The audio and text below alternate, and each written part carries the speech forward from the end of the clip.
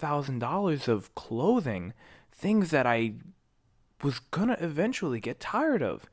And what do I have to show for it? The same stuff, just older.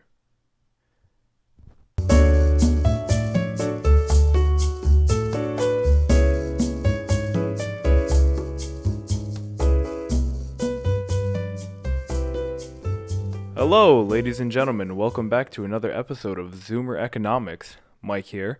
And in today's video, we're going to be talking about something that has stained my past and continues to lurk with me to this day. I am quite clearly brandishing it to you. Today, we're going to be talking about streetwear and sneaker culture, more specifically, a website called StockX, and how it has been successfully scamming you, me, and millions of other people into believing in something that doesn't actually hold the value that they make it seem like it does. In high school, I was broke. I had no money to be spending on sneakers, but all of my friends were sneakerheads or dabbled with purchasing sneakers that were, in my opinion, ludicrously expensive.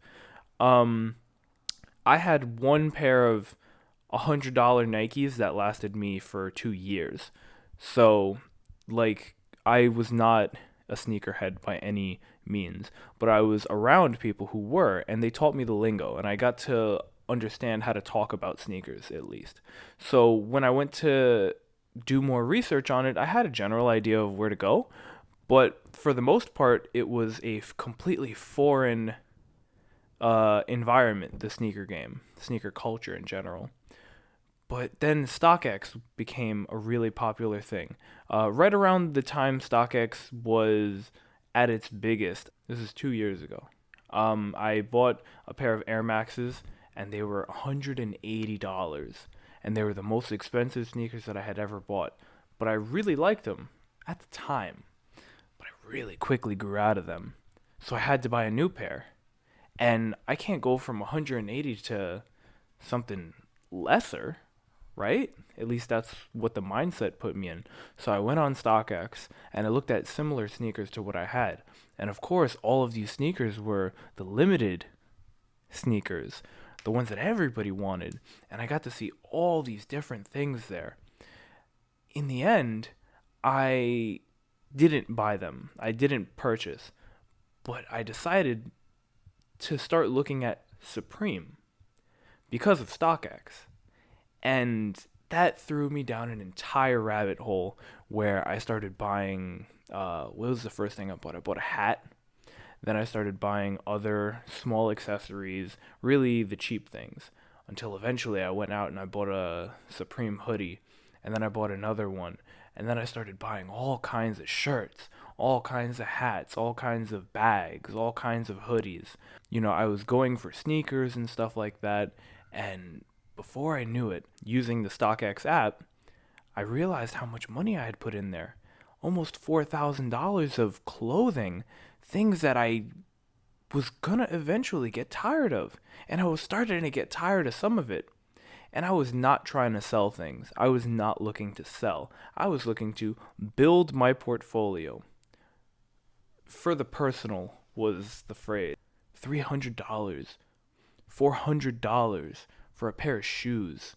I had quickly started judging myself based on how much money I was wearing, how much cash I could drop on one single item.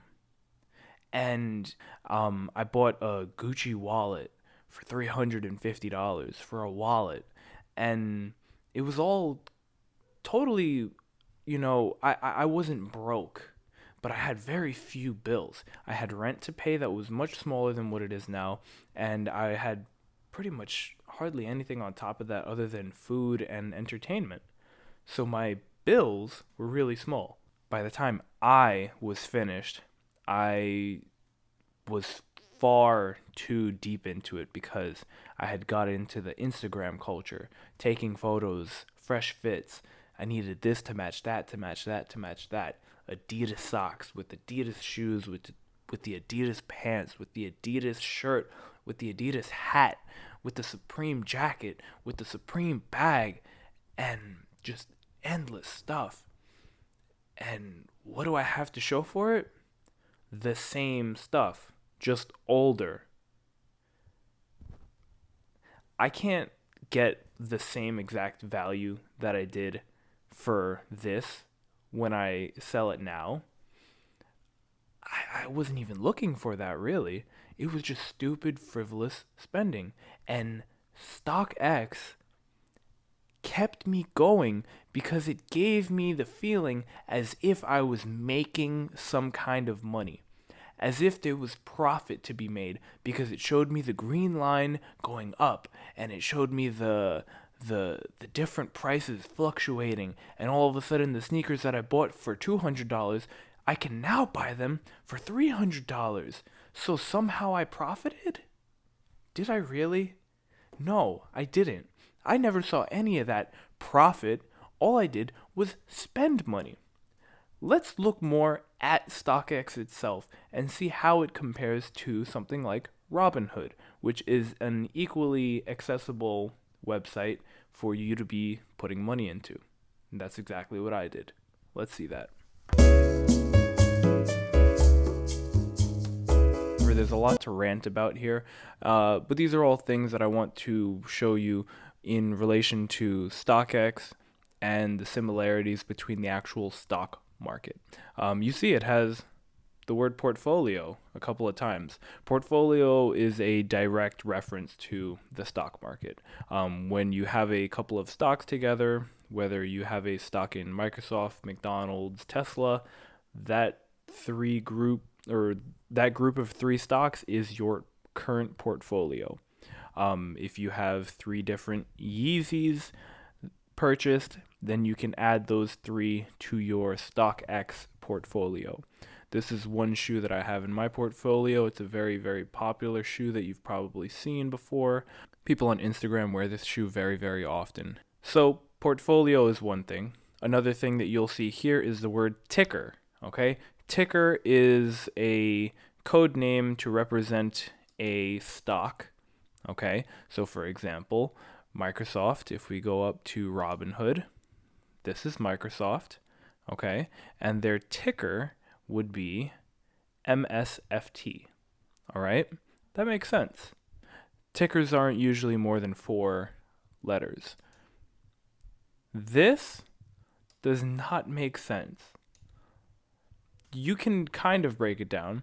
That says Yeezy 700 solid gray. But after 1,000 shoes come out in 1 month, you're not going to be able to keep up with those. And 100% authentic, as opposed to what?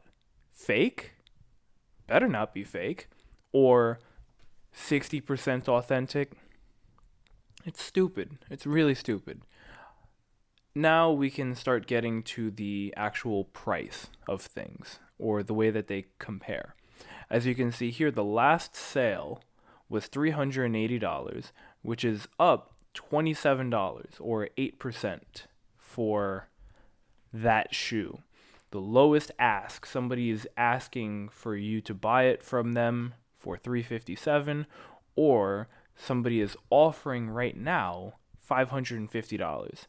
That is completely skewed, and it is judged by nothing other than what people want. I know, because I've participated in this a lot. This is not affected by world news. This is not affected by any kind of quarantine.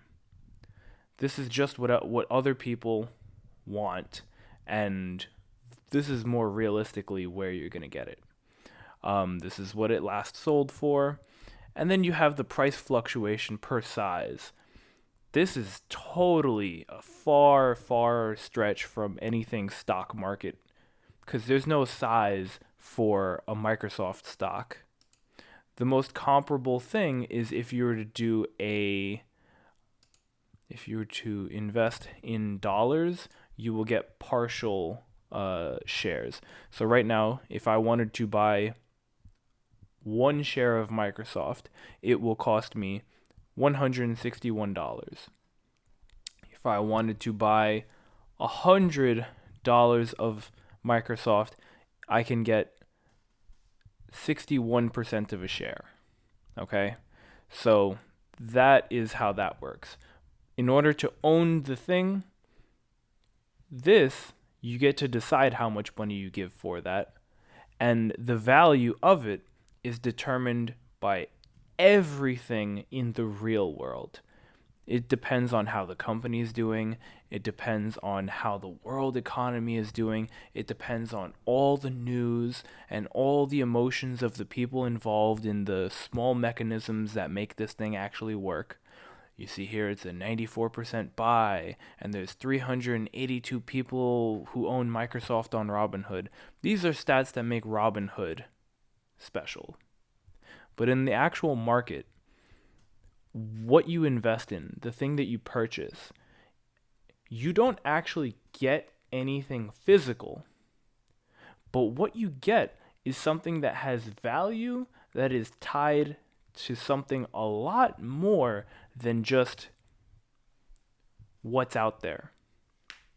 What I mean by that is right now, if we look at 3 months of Microsoft's stock price, a lot has happened in the last 3 months. And as we are still in quarantine, you can see that Microsoft has gone all over the place since March when it really started here. There's been a huge drop from February all the way down until March 23rd when it started coming back up. And this is all tied to the news. If Bill Gates came out on the news and said, I want Microsoft to be selling for $500 a share, you know what would happen? The stock price would probably go down because people will think Bill Gates is an idiot. Now, you see here, the retail price of this shoe is $300. So in order to buy that shoe, this shoe right here, $300 minimum. I know from experience that after tax and shipping, it's $320 flat just to get that shoe straight from Yeezy. They send it to your house. Now you can jump online and sell it right back to somebody and you'll get a profit. Unless you don't. What do I mean by that? This is where we get into risk. All right? The overall mechanisms of StockX are there, and they're relatively similar to the stock market itself. You see the tickers, the price values, the fluctuation. But the actual risk is completely different. When we talk about risk, it's the idea of losing your investment. When we are looking at risk for these shoes, like I told you, it's $320 just to buy in, no matter what, because that's what Yeezy, Adidas, says that it is. Okay? Then we can talk about this graph here. Now look at this graph. That's a very stable graph, right? But if we start getting into the shoe sizes that people actually care about, like 10.5, which is my shoe size, now you see the curve is a little bit crazier. Look at that drop from $897 all the way down to $343, which is pretty much what you paid. Now here's something that's really shifty about StockX's graphs and prices versus the actual stock market. And this is how you're being played. Let's look at these same shoes, different color. These have their own ticker right here, utility black. Remember, these are $320 to buy straight from Adidas if you're lucky, if you get there in time. But now you can buy them for way under that. All of these are selling at a loss. But yet look, the graph is still green. Sometimes they're going way under retail, way under the initial investment. But it's still a green graph because zero's all the way down here, and zero is it's never going to sell for zero. You're never going to get paid to get a sneaker, right? So this graph is completely stupid and it's pointless. And then you see things like number of sales, price premium. This is a negative price premium. That's the only indicator that you're making a loss here. Average sale price, $273. That's way under the $320 to invest. And then you get to see these lucky son of a guns who had the fortune. Oh man, look at this. This guy spent $372, and then a couple of days later somebody bought it for $291. Fools. If we go to Microsoft up here, we see that this graph is not determined by what Microsoft wants. Okay? At one point it started off at whatever it did, depending on what the company's value is. But Microsoft is a huge company, and it grows over time because of legitimate business gains. And as you see, it hits 64, 74, all of a sudden 104, and then we go way up to 134, and then we're at 140, and then it just keeps going up and up because Microsoft keeps getting stronger and stronger as a company. And you don't have to put in the full amount of whatever the stock is trading at that point because of fractional shares, meaning that you can get a smaller percentage of a share. You buy one shoe, you have to spend this much money that is determined by the company. That can be $500. You can't buy half a shoe. If you want to buy one share of Microsoft, you don't physically get anything, but you get a piece of paper, and your money is now working for a company that you know is going to still be around, like Microsoft. Or another one that I really like that we can look at is McDonald's. You see, I have 2.4 shares of Microsoft. I have 2.3 shares of McDonald's. I have other amounts of money in other different things. And these have gained money over time. They have gained value. And I can sell them, and I don't have to worry about shipping. I don't have to worry about somebody scamming me. I don't have to worry about the odds of me getting a fake stock. Can you imagine? And if I sell the stock, I don't have to worry about somebody scrutinizing me and saying that it's fake. But the big difference here is that you can't wear 2.33 shares of McDonald's. You can't wear an ETF. You can't wear a dividend-paying stock. You can't wear those things. So you can't show people that, hey, look, I'm an investor. I invested in Tesla. No. You do that for yourself. And I might not make a killing in all this. If I go to my total return, it's actually really sad because right now we're in the recession, so prices are way down for me. I've lost a lot of money. But I know that it's going to come back, and it's going to continue growing over time. If anything, the most that this has done is this has allowed me to be storing my money elsewhere. This was a really good video to bring some light to a couple of different topics that people are really ignorant on, which is the idea of putting money into something that will either hold its value or increase its value. And what I am holding in my hand right now might look nice, and it might be something that I can show off to my friends and get compliments from one dude one time on the subway, and that's about it. Or I can decide to take the $400 that I put into this and decide to put it into one share of Tesla, which over time can go way up. Or I can do something like invest in an ETF, and we're going to learn all about ETFs in our next video. An ETF will not only hold its value more likely, but it will gain value. And you can even find one that will pay you money for owning it over time. Imagine if I bought this sneaker and every 3 months I pull out $1. Every 3 months, consistently, I just pull out $1, right? But then if I pull out that $1 and put it back in, after another 3 months, now I get $1.10.